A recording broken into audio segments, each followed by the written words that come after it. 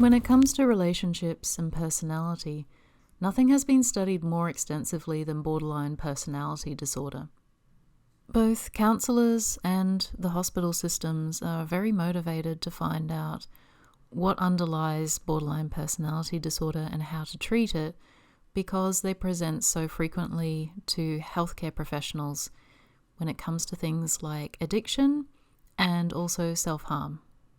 Screening people for personality disorders is extremely important when it comes to treating something like addiction. As it says in this article, given the high rates of overlap between personality disorders and substance use disorders and the associated high levels of disability, a thorough diagnostic assessment involving screening for personality pathology should be routinely done with people seeking treatment for addiction problems. Evaluating whether a person meets diagnostic criteria for an Axis II disorder is essential, since specific diagnoses such as borderline personality disorder are linked to preferred treatment approaches. Screening is integral to the detection and treatment of problems faced by people with concurrent personality disorders and substance use disorders. Screening someone for a personality disorder is not about shaming them or stigmatizing them. It's about making sure that they get the appropriate treatment in order to get better. Without the correct diagnosis, the treatments being used may be completely ineffective, or they may exacerbate the situation. In today's video, I want to talk about very different types of borderline personality disorder by using the example of celebrities who have been diagnosed with borderline personality disorder. However, I need to make a quick disclaimer in that the information that I'm using is only what is currently available on the public domain. So the examples that I'm working with today are Amber Heard and Pete Davidson.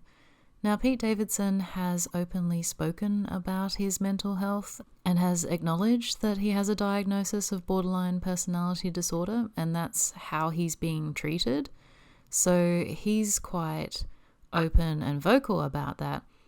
However, Amber Heard was diagnosed by her ex-husband's legal team, and she rejects that diagnosis as far as we know.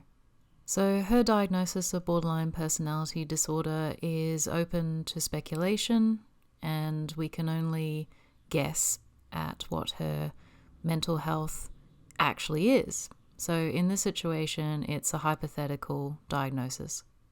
However, on a personal level, I would say that the behavior that has been visible in the public domain does lend credibility to that diagnosis. For example, her alleged history of intimate partner violence is quite well documented. Johnny Depp does not appear to be the first partner that she became physically violent with.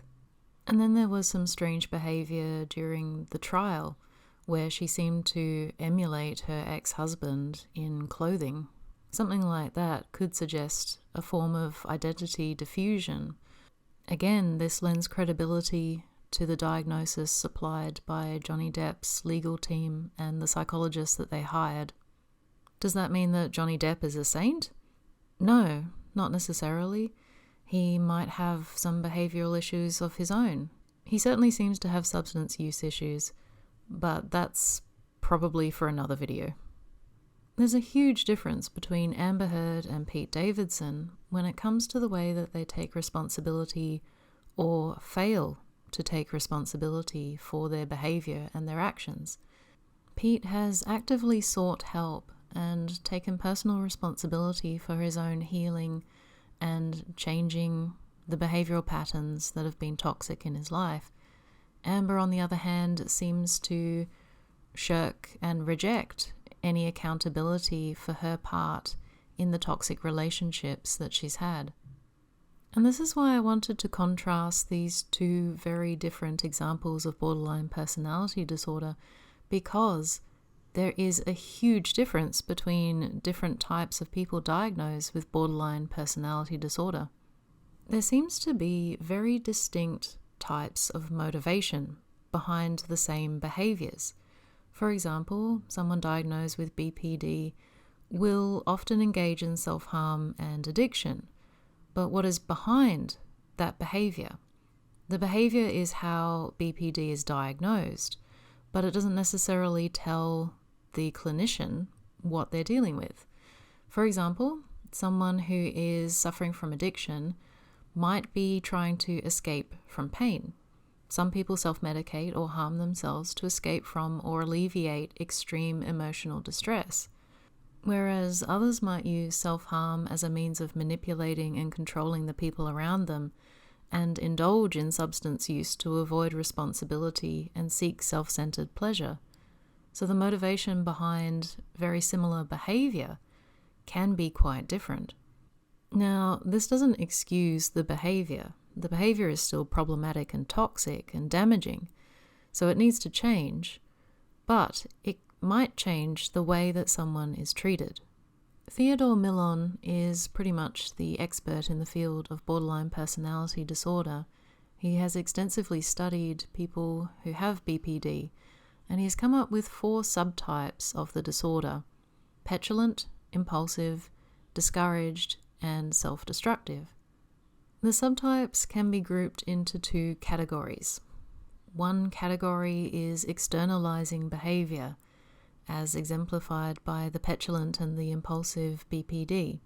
The other group would be internalising behaviour, as exemplified by discouraged and self-destructive BPD. Narcissism and other cluster B personality disorders are generally characterised by externalising behaviour, which means that the person uses other people to regulate their emotions. They blame others, they are aggressive and hostile towards other people, and they don't self-reflect very much at all. People who externalize their feelings a lot tend to not suffer from depression, whereas people who internalize their extreme emotions quite a bit do suffer considerably from depression and anxiety. If someone diagnosed with BPD tends to be more depressed and self-harming because of internalized issues, then they tend to not be very aggressive towards other people. And the reverse is usually true, where someone who is quite aggressive towards others does not tend to suffer from self-recrimination. Let's have a look at the descriptions of Millon's subcategories, starting with discouraged borderline. Individuals exhibiting discouraged borderline symptoms often seem needy and dependent, but they secretly harbour a lot of anger towards others and are easily disillusioned. Those who fit the discouraged borderline profile have a strong desire for acceptance and approval, but they are haunted by feelings of inadequacy and inferiority, which makes them prone to depression.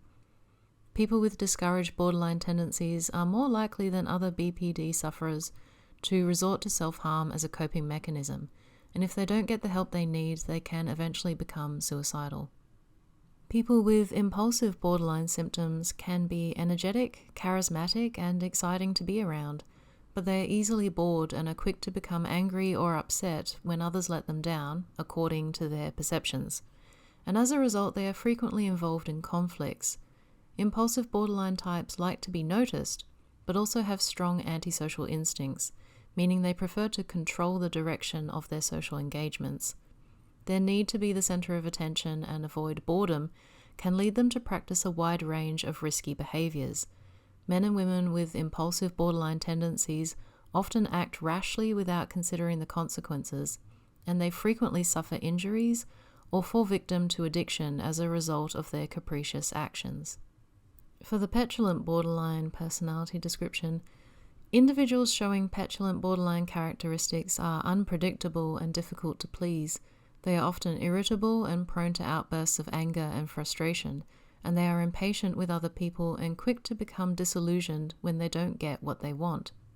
As a consequence of their tendency to be willful and defiant, people with petulant borderline traits are often stubborn, defensive, and unwilling to admit when they are wrong. Their relationships can be loving but are always complex, and they often engage in passive-aggressive behaviors as a way of lashing out at people who displease them. For self-destructive borderline, it says, as the name suggests, people exhibiting self-destructive borderline symptoms are their own worst enemies.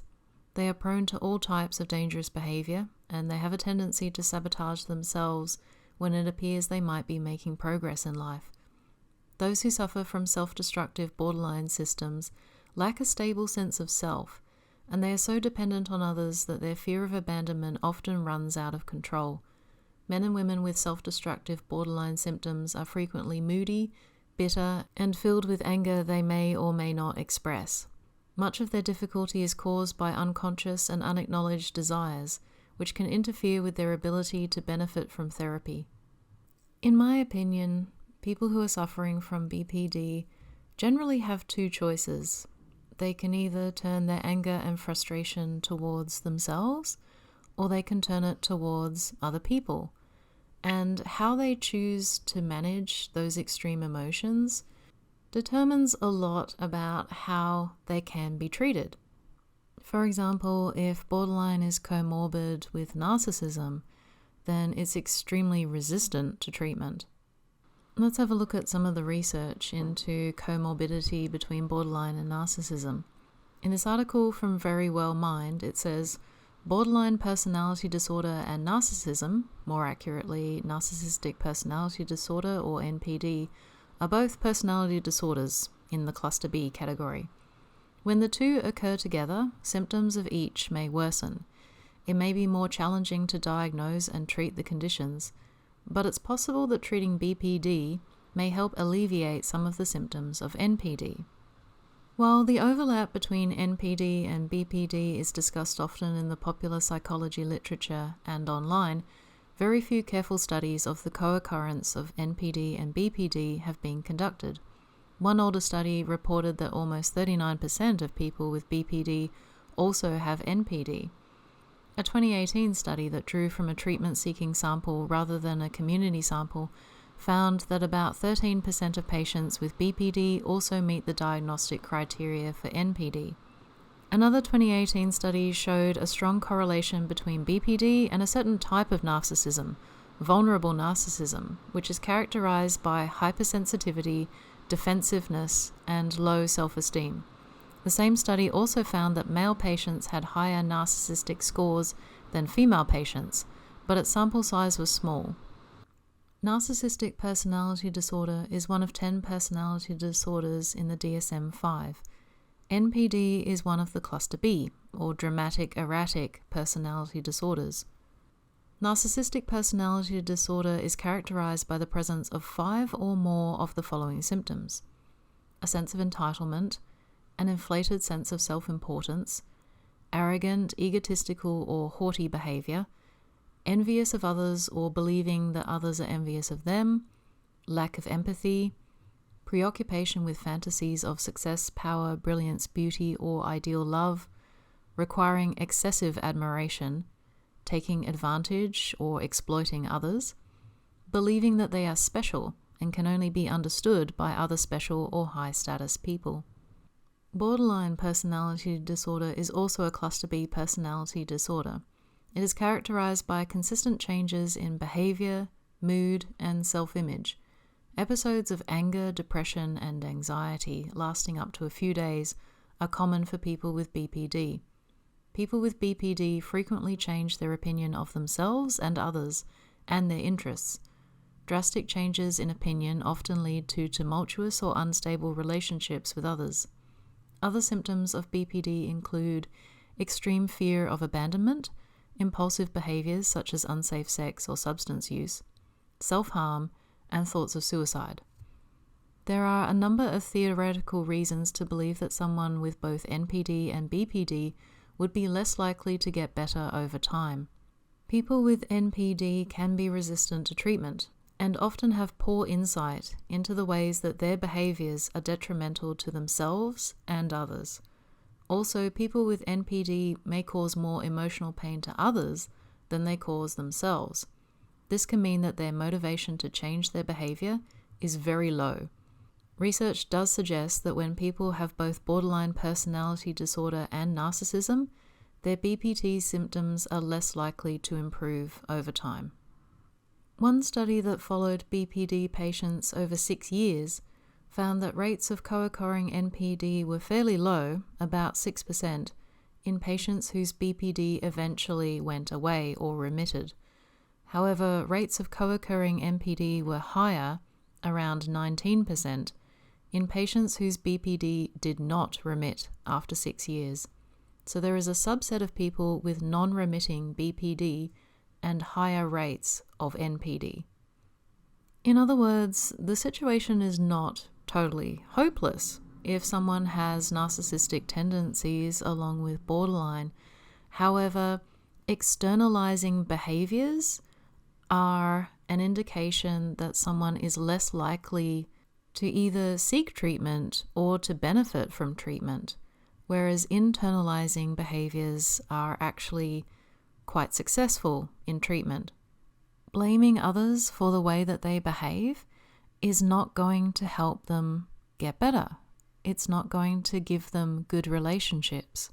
When the source of someone's emotional distress is internal, then they need to acknowledge that so that they can begin the internal process of healing, taking all of their internal pain and anguish and placing it onto anyone and everyone in the vicinity is only going to alleviate the distress temporarily, but in the long run it's going to cause more distress.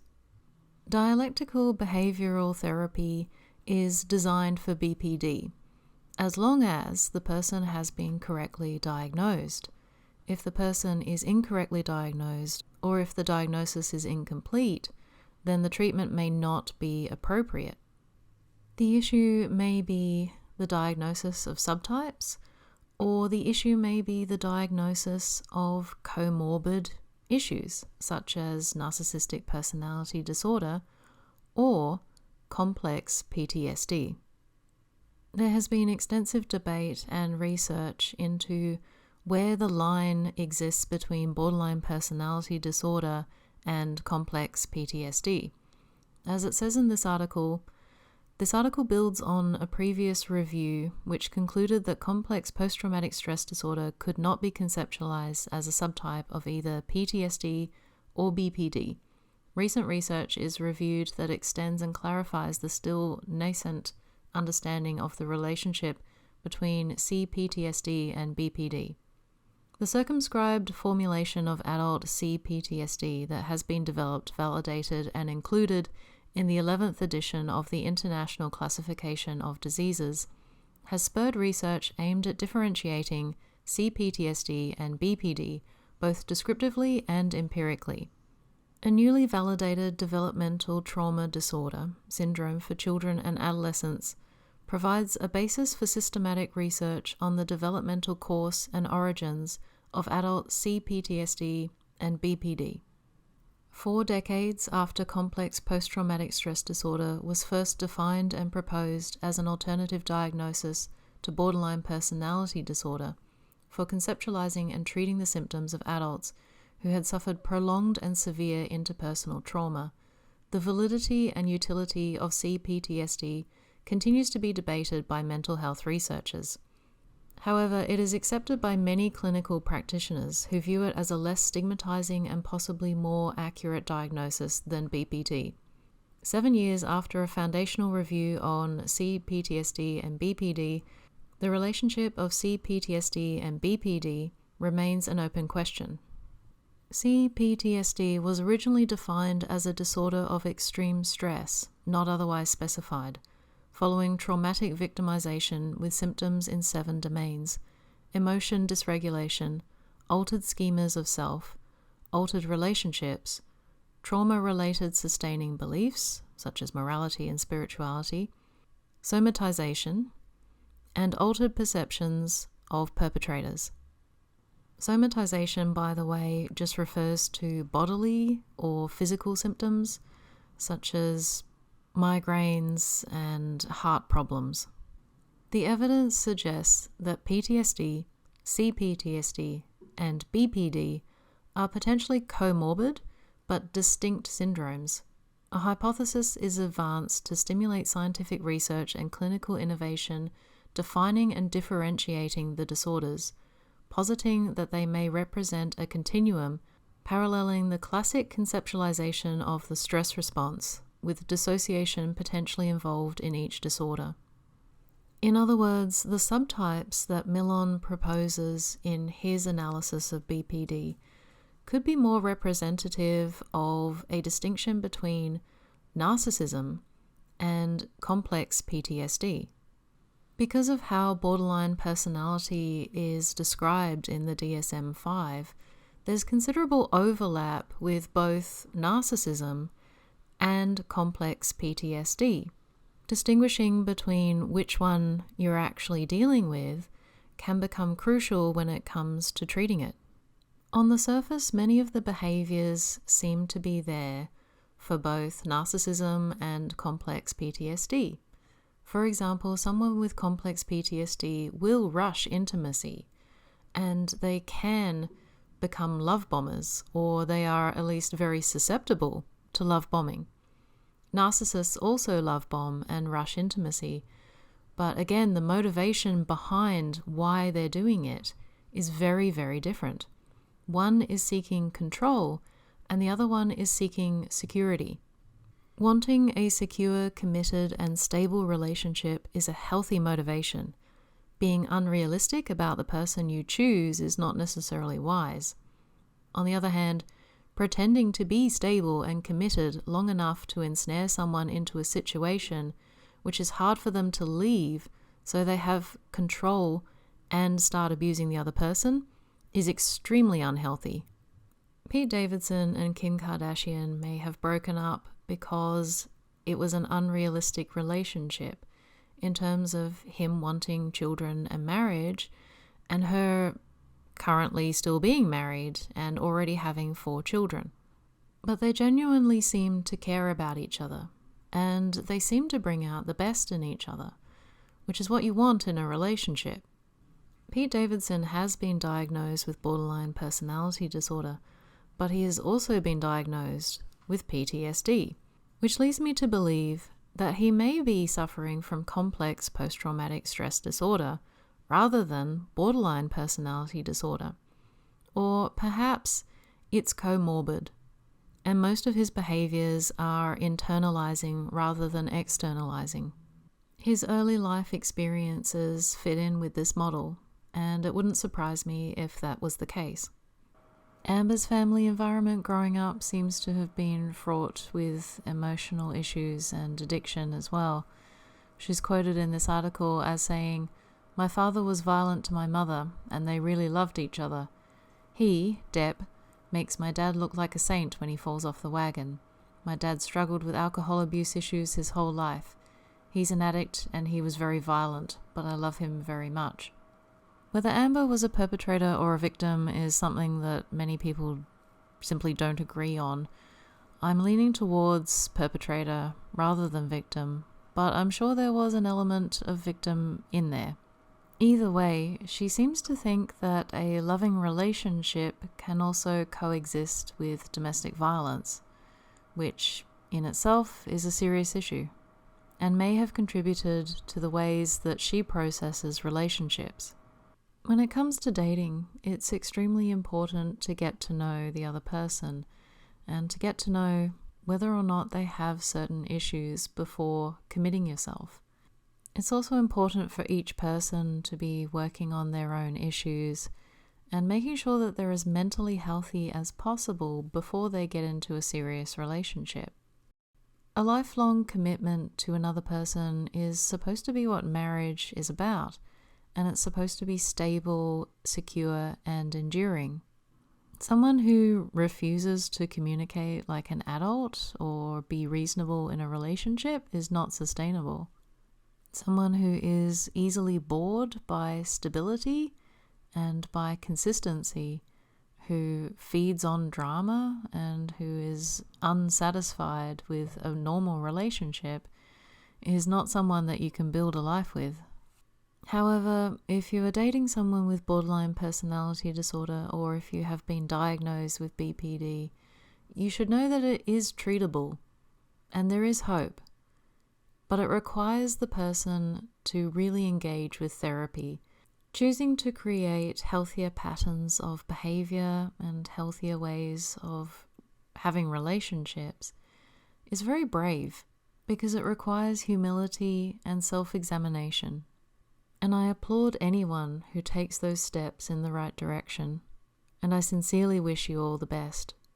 If you found this video helpful, don't forget to like, subscribe, and share with others. Thanks for watching, and I'll see you next time. Bye.